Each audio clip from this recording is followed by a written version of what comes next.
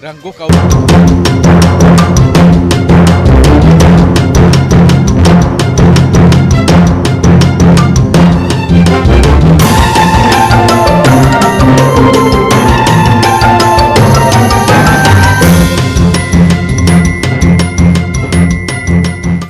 नमस्कार, मैं हूं आपके साथ शिप्रा झा। एक ऐसा किला जो कई रहस्यों को अपने में समेटे हुए था, एक ऐसा महल जिसकी खूबसूरती की चर्चा कोसों दूर हुआ करती थी, लेकिन वक्त के सितम ने किले को निगल लिया। महल की खूबसूरती खत्म हो गई, धरती में किला दफन हो गया, पूरा इलाका खंडहर में तब्दील हो गया। लेकिन 400 साल बाद खोए हुए किले की खोज एक बार फिर से शुरू हो गई है। आर्कियोलॉजिस्टिकल सर्वे ऑफ इंडिया एक ऐसे किले की खोज कर रहा है जो रहस्यमयी है। ये रिपोर्ट देखिए।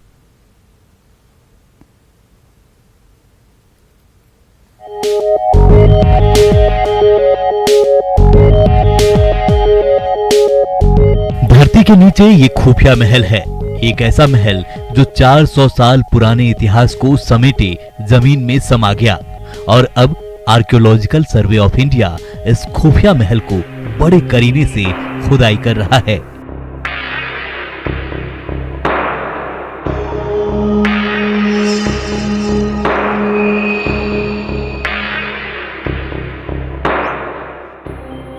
ताकि 400 साल पुराने दुर्ग को दुनिया देख और समझ सके।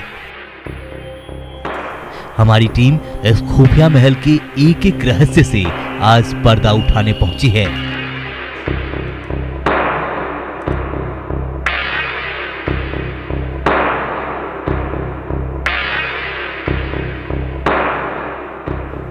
ये धरती है गुमला के नौरतनगढ़ की, जहां जब खुदाई होती है तो सीधे इतिहास निकलता है।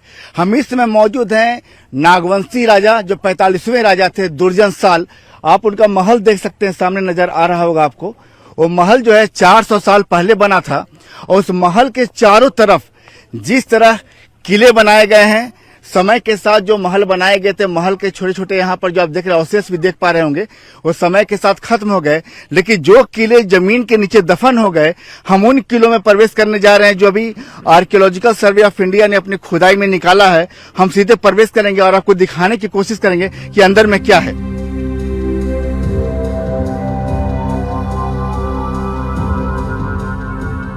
रांची से करीब 75 किलोमीटर दूर ये गुमला का नवरतनगढ़ किला है, जो दशकों से धरती में समाया हुआ है। यहाँ नागवंशी काल का इतिहास पिछले 400 सालों से खामोश और जमीन के नीचे दफन पड़ा है।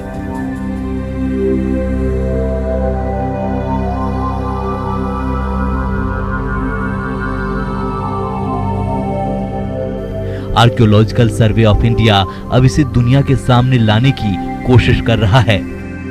बड़ी सावधानी से किले की खुदाई की जा रही है।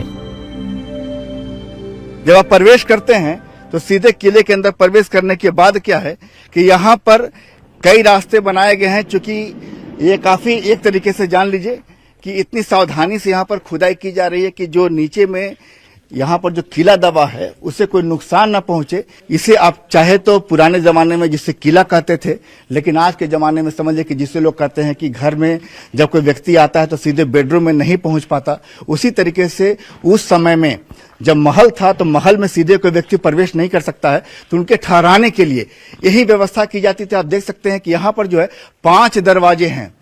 5 दरवाजों में एक हम दिखाना चाहेंगे कैमरामैन संत को। यहाँ कैमरा संत यहाँ दिखलाइए। ये देख रहे कि एक इसी में एक दरवाजा है, और दरवाजे में किस तरीके से खुदाई की गई है। देखिए, ये सीधे दरवाजे में घुसने के बाद एक कमरा निकलता है। आपको उस कमरे की भी हम तस्वीर दिखाएंगे कि वहां पर जाने के बाद आपको क्या कुछ नजर आता है। लेकिन देख लीजिए कि जब आप इसकी दीवारों को देखेंगे, 400 साल पहले जब महल बनाया जाता था, किले बनाए जाते थे, तो उन किलों को किस तरीके से मजबूती से खड़ा किया जाता था, आपको हम दिखाने की कोशिश करते हैं। जो यहाँ पर आज के समय में जो पक्के ईंटें होते हैं, वो समझ को चूर करके उसमें चूना मिलाया जाता था, उसको जो मिश्रण होता था उस समय सीमेंट का काम करता था।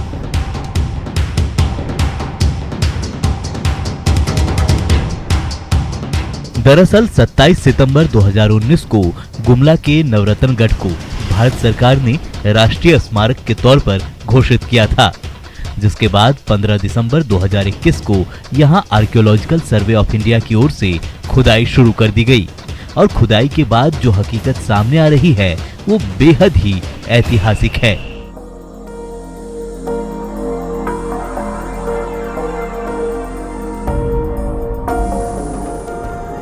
इतिहास गवाह है कि नागवंश के 45वें राजा दुर्जनसाल ने मुगल शासक जहांगीर की कैद से छूटने के बाद नवरत्नगढ़ को बसाया था।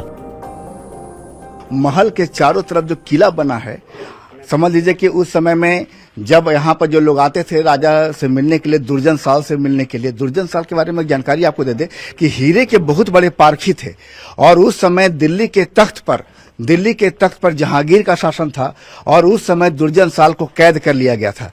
कैद करने के बाद जो है उन्हें लंबे समय तक अपने पास कैद रखा गया, लेकिन जिस जहांगीर को यह मालूम चला कि दुर्जनसाल हीरे के पारखी हैं तो उन्होंने कोई सजा नहीं दी बल्कि अपने पास रखा और बाद में उन्हें छोड़ दिया। उसके बाद दुर्जनसाल ने यहाँ पर आकर के, जहाँ की रांची के बेड़ों से लेकर के पूरे गुमला में जो उनका इलाका था, वहां आकर के उन्होंने किला बनाया ताकि उनकी सेना, उनकी संपत्ति। दुर्जनसाल का शासनकाल 1606 से 1630 तक माना जाता है। इतिहासकारों के मुताबिक 1608 में टैक्स नहीं देने के कारण जहांगीर की सेना ने दुर्जनसाल को कैद कर लिया था, लेकिन हीरो के पारखी राजा दुर्जन को जहांगीर ने बड़ी इज्जत के साथ अपने पास रखा और 12 साल की कैद के बाद 1620 में छोड़ दिया, जिसके बाद राजा दुर्जनसाल ने गुमला के सिसई प्रखंड के नवरत्नगढ़ को अपना ठिकाना बनाया और अपने शौर्य और अपनी सेना को दोबारा इकट्ठा करने की कोशिश की। ये किला उसी की निशानी है। आपको दिखलाना चाहते हैं कि जो महल के नीचे जो किला है वो प्रवेश द्वार को तो हमने आपको दिखा दिया, और प्रवेश द्वार कहाँ निकलता है देखिएगा। जब आप जाएंगे तो हर प्रवेश द्वार में इस तरह के कमरे हैं, देख लीजिएगा कि हर प्रवेश, यहाँ भी एक प्रवेश द्वार है। आपने देखा कि प्रवेश द्वार के बाद इसको जिसके मिट्टी के भी पूरी हटाया जाएगा, जब इस मिट्टी को सावधानी से हटाया जाएगा तो सीधे एक प्रवेश द्वार से रास्ता इस कमरे में आएगा और इस कमरे में आने के बाद यहाँ पर पीछे में बाथरूम भी है कि जो भी यहाँ पर रहने के लिए लोग यहाँ पर आते थे, ठहरते थे, तो बाकायदा उनकी हर सुख सुविधाओं का ध्यान रखा जाता था। और आप देखिए इसी तरीके से यहाँ पर देखिए कि एक दूसरा कमरा है। जैसे जैसे हर प्रवेश द्वार के बाद, बाबा साहब इधर आ जाइए, हर प्रवेश द्वार के बाद एक एक कमरा आता जा रहा है। हर कमरा एक दूसरे से जुड़ा हुआ है। और आप यहाँ देखिए, यहाँ भी खुदाई हो रही है, क्योंकि जिस तरीके से अभी हमने दूसरे कमरे में प्रवेश किया तो ये कमरा जाकर दूसरे कमरे में जाकर मिल जाएगा। आप देखिए इसके एक निशान संत यहाँ दिखलाइए। यहाँ पर आप देखिए कि आपको यहाँ से प्रवेश द्वार साफ इससे नजर आ रहा होगा। ये मिट्टी अभी हटाई जाएगी। हटाने के बाद एक पूरा किला, जिसको आप ग्रामीण समय में, अगर ग्रामीण भाषा में कहें तो एक तरीके का दालान समझ लीजिए उस समय में, कि जब भी कोई लोग आते थे राजा से मिलने के लिए तो सीधे उन लोगों को ही ठहराया जाता था। महल के चारों तरफ इसी तरीके के आपको मिल जाएंगे। बाबा ये बताइए कि यहाँ पर ये समझिए, ये जो है जी, ये जो है ये कोई उस समय का किचन रूम होगा, क्योंकि यहाँ खुदाई में अभी राख जी जो जला हुआ राख यहाँ, अच्छा ऐसा भी है कुछ दिया, जो दिया जलाया जाता है रोशनी के लिए, शायद उस समय रोशनी के लिए, जिसको हम लोग ढिबरी भी कहते हैं। ढिबरी कहते हैं, वो मिट्टी का दिया। अभी इस महल और किले की खुदाई जारी है। बताया जा रहा है कि इसमें राजा और रानी के 2 महल हैं, वहीं 50 से ज्यादा मंदिर होने की भी बात कही जा रही है। इस किले में किचन से लेकर बैठकी रूम या दरबार के भी पुख्ता सबूत मिले हैं।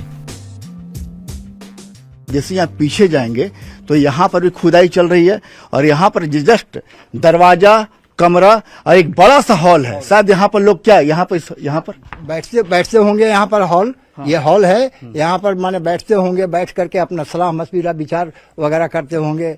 इसका ये इतना बड़ा चौहद्दी है कि जिस तरीके से यहाँ पर खुदाई चल रही है, पीछे आपको बाथरूम भी नजर आ रहा होगा जहाँ पे खुदाई जा रही है। हमें इसको लांग कर जाना होगा, क्योंकि इसका प्रवेश जो रास्ता है वो दूसरी तरीके से है। और लगातार यहाँ पर चूंकि चारों तरफ, महल के चारों तरफ खुदाई चल रही है, जो अवशेष जमीन के ऊपर नजर आ रहे हैं वही धरती के नीचे की कहानी भी बता रहे हैं कि हमारे नीचे क्या है। नवरत्नगढ़ की कहानी, नागवंशियों का इतिहास। कैमरामैन संत के साथ संजय कुमार सिन्हा, न्यूज 18 गुमला। गुमला जिला के सिसई प्रखंड में नवरत्नगढ़ का ये किला है। ये नागवंशियों की एक अमिट धरोहर है, जिसकी स्थापना नागवंशी राजा दुर्जनसाल ने की थी। राजा दुर्जनसाल एक ऐसी जगह की तलाश में थे जो बेहद ही सुरक्षित हो। नवरत्नगढ़ सुरक्षा के लिहाज से बेहद ही मुफीद ठिकाना था, क्योंकि इस किले के 3 ओर पहाड़ जबकि एक ओर गहरी खाई थी। पुरातत्व विभाग अतीत को फिर से सामने लाने की कोशिश में जुटा हुआ है। ये रिपोर्ट देखिए।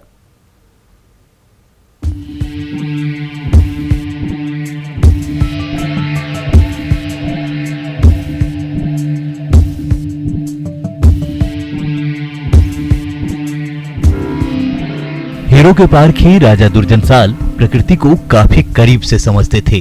वे जानते थे कि मुगलों का हमला कभी भी हो सकता है।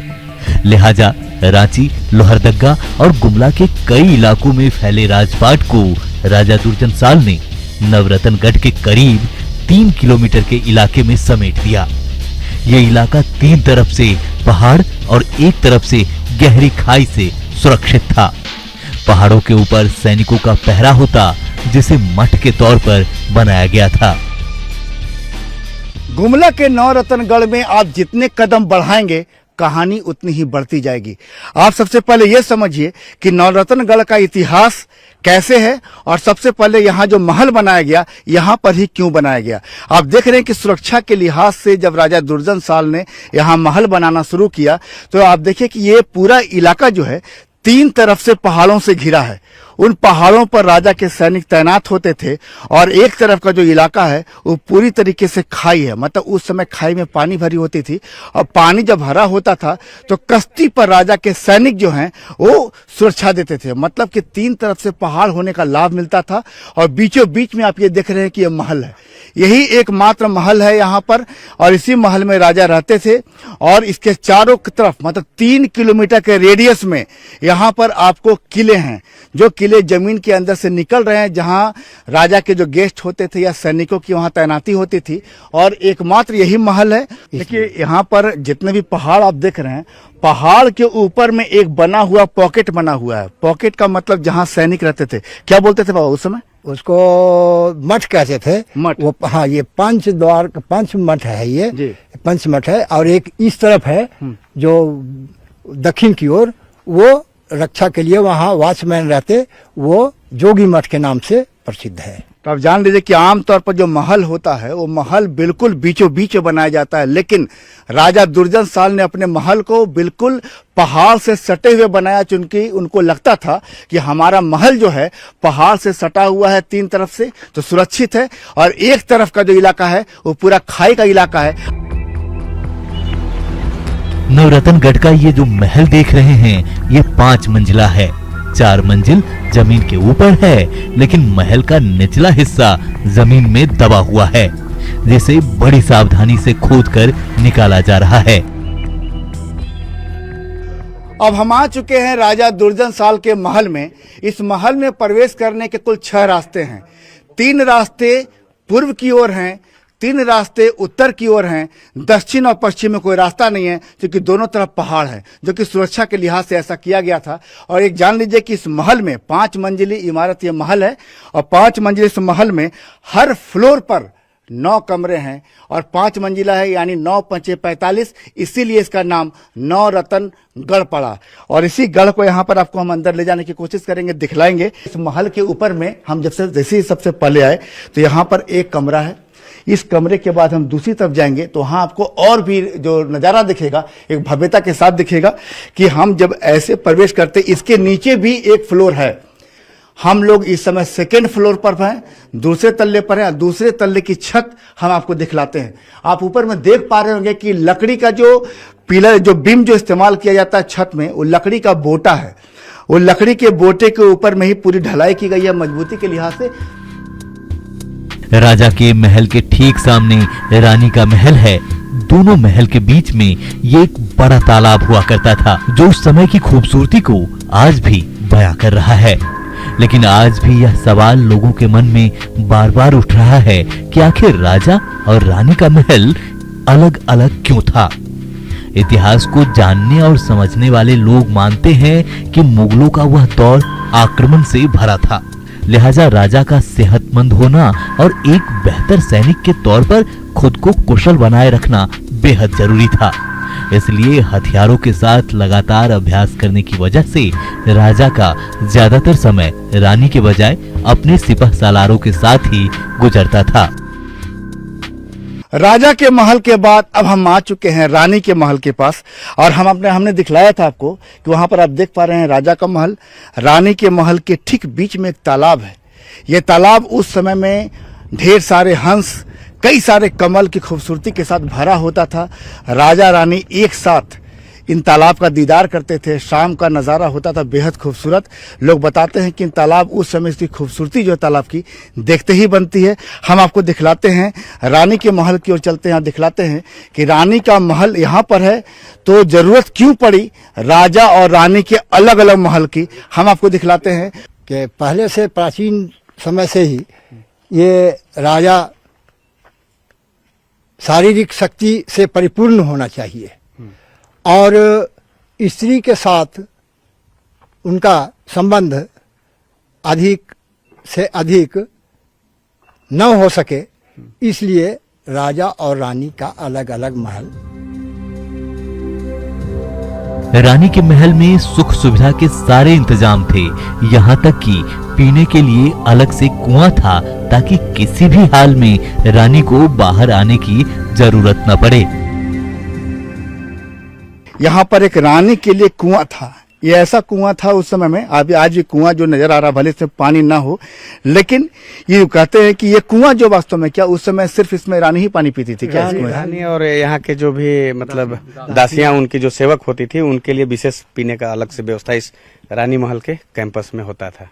कुल मिलाकर जो है ये महल का जो इतिहास है बेहद ही रोमांचक है, और इस महल के इतिहास में बहुत कुछ है। राजा का महल है, रानी का महल है, तालाब है, मंदिर है, सब कुछ है। कैमरामैन संत के साथ संजय कुमार सिन्हा, न्यूज़ 18 गुमला। और फिलहाल इस बुलेटिन में अभी के लिए बस इतना ही, लेकिन न्यूज़ 18 बिहार झारखंड पर खबरों का सिलसिला लगातार जारी है।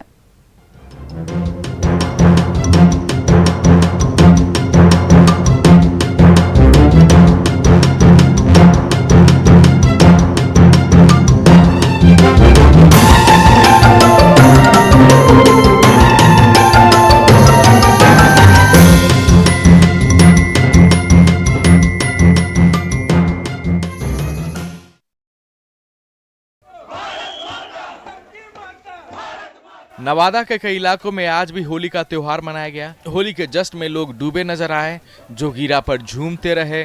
गली मोहल्लों में अलग अलग मंडली के लोग होली की शुभकामनाएं देते नजर आए।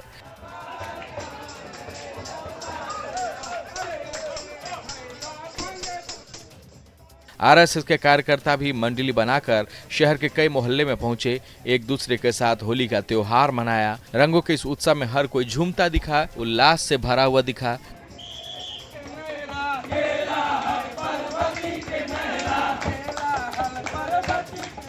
बुराई पर अच्छाई की जीत के प्रतीक होली के इस त्योहार में शुभकामनाएं दी गई। सभी ने एक दूसरे को अबीर और गुलाल लगाकर होली की बधाई दी। मौके पर सबों ने होली गीत और जोगीरा पर जमकर ठुमके लगाए। आरएसएस कार्यकर्ताओं की इस होली में देशभक्ति गाने भी गाए गए।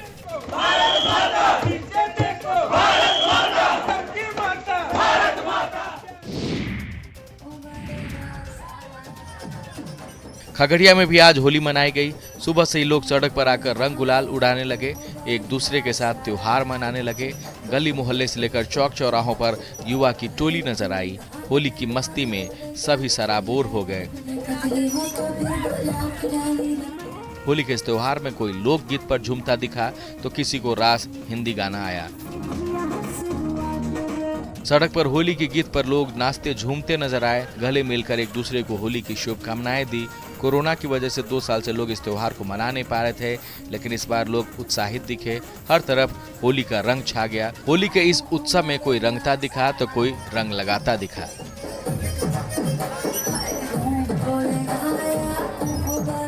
लोगों ने एक दूसरे को रंग, अबीर और गुलाल लगाकर आपसी प्रेम, स्नेह और भाईचारे का त्योहार होली मनाया।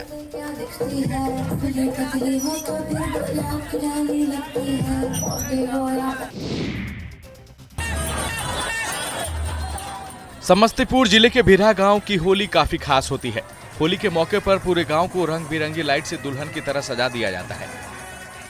होली में हर उम्र के लोग पूरे उत्साह से हिस्सा लेते हैं।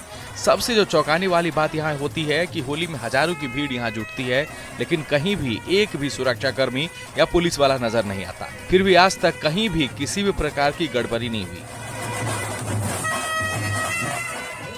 होली से ठीक एक दिन पहले होलिका दहन की संध्या से ही पूरा पश्चिम और उत्तर टोले में निर्धारित जगहों पर सांस्कृतिक कार्यक्रम होने लगते हैं। देश भर से आए मशहूर बैंड पार्टी के बीच कंपटीशन होता है और प्रतियोगिता में पहले स्थान पाने वालों को सम्मानित किया जाता है।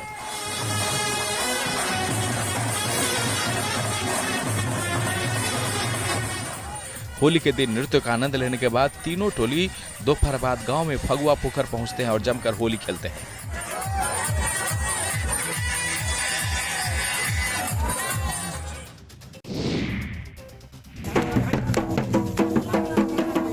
झारखंड के कई इलाकों में रंगों का त्योहार आज भी मनाया गया। लोग एक दूसरे को रंग लगाकर और गले मिलकर होली की बधाई देते रहे। सारे गिले शिकवे दूर करके लोग गले मिलकर एक दूसरे को होली की शुभकामनाएं देते नजर आए। हजारीबाग के ग्रामीण इलाके बड़का गांव में आदिवासी बाहुल इलाके उरेज में तो होली की अलग ही मस्ती दिखी। लोग मंडली बनाकर अपने अपने घरों से निकले। कोरोना की वजह से 2 साल से लोग होली नहीं मना पा रहे थे, लेकिन इस बार बिना किसी पाबंदी के होली मनाने की छूट मिलने से लोगों के बीच गजब। हाइपरसोनिक मिसाइलों का इस्तेमाल शुरू कर पुतिन ने जता दिया है कि वो जेलेंस्की को झुकाने के लिए किसी भी हथियार का इस्तेमाल कर सकते हैं और यूक्रेन को बचाने के लिए जो भी आएगा उसके साथ रूस बहुत सख्ती से निपटेगा।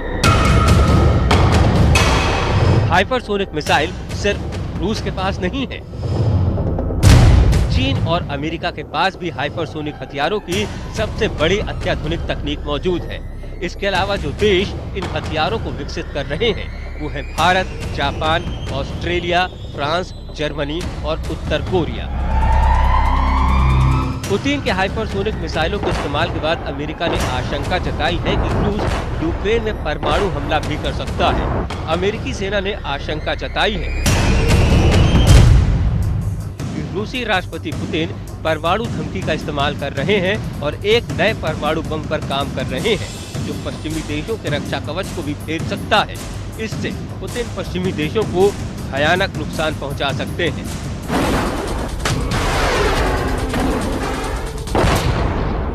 पश्चिमी देश आशंकित है कि यूक्रेन को मात देने के लिए रूस किसी भी हद तक जा सकता है। पुतिन बार बार इस बात को दोहरा भी चुके हैं कि यूक्रेन और रूस के बीच जो भी आएगा उसे बख्शा नहीं जाएगा। यही वजह है कि पश्चिमी देशों ने अब तक यूक्रेन को नो फ्लाई जोन घोषित नहीं किया, जबकि बार बार जेलेंस्की इस बात की अपील कर चुके हैं और नाटो तो पहले ही किनारा कर चुका है।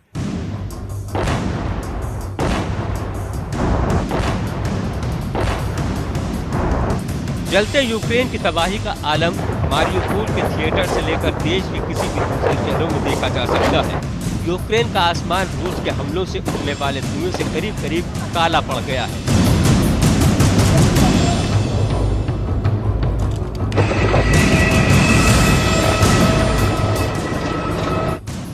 लाखों लाख लोग अब तक यूक्रेन से पलायन के लिए मजबूर हुए हैं। अमेरिका बार बार रूस को चेतावनी दे रहा है। अमेरिकी राष्ट्रपति जो बाइडेन ने चीन के राष्ट्रपति शी जिनपिंग से वीडियो कॉन्फ्रेंसिंग के जरिए यूक्रेन पर रूसी हमले और रूस पर प्रतिबंधों को लेकर चर्चा की। बाइडेन ने रूस को किसी भी तरह की चीनी मदद मिलने की स्थिति में अंजाम भुगतने की चेतावनी दी है। बाइडेन की किसी भी धमकी का पुतिन पर असर होता नहीं दिखता। दूसरी तरफ चीन भले ही रूस के साथ खड़ा दिखाई पड़े, लेकिन वो सीधे युद्ध में शामिल नहीं होगा और इसकी जरूरत भी नहीं पड़ेगी। दूसरी तरफ हाइपरसोनिक मिसाइलों के इस्तेमाल से दुनिया के सामने एक बात तो तय हो गई है कि यूक्रेन की तबाही का अंत अब नजदीक है।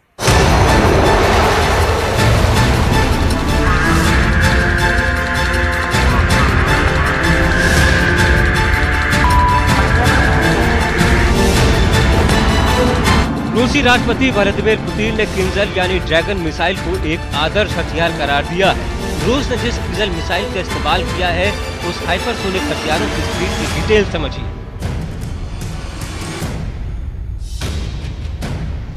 हाइपरसोनिक माक 5 यानी आवाज की गति से 5 गुना स्पीड, सुपरसोनिक माक 2 से 3 यानी आवाज की गति से 2 या 3 गुना स्पीड। सबसोनिक माक 0.8 यानी आवाज की गति से कम स्पीड।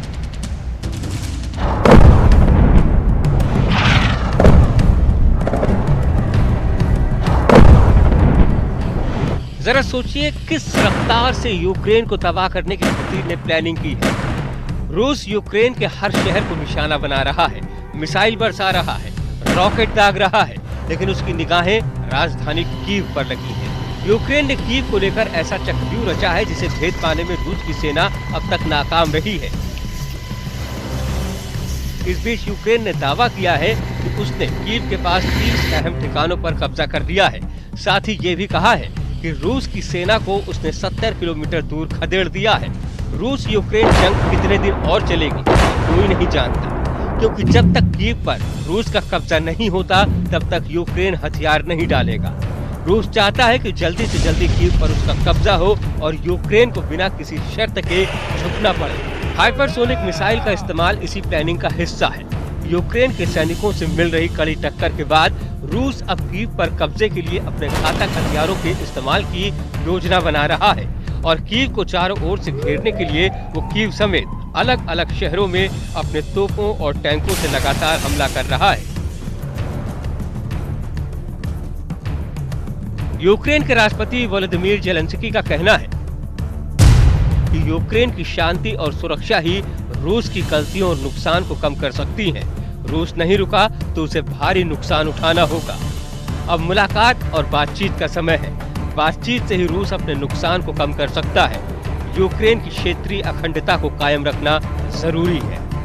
कीव पर कब्जे की लड़ाई में अभी कई दिनों का वक्त और लग सकता है, लेकिन 24वें दिन जिस तरह से घातक हाइपरसोनिक मिसाइलें यूक्रेन पर दागी जा रही हैं, उसके सामने यूक्रेन का बहुत दिनों तक टिके रह पाना मुश्किल ही नहीं नामुमकिन है। जल्द ही कीव पर कब्जा कर भी ले, लेकिन इस जंग में यूक्रेन का जो हाल हुआ है, वहाँ जो बर्बादी हुई है, उसे बयां कर पाना आसान नहीं है।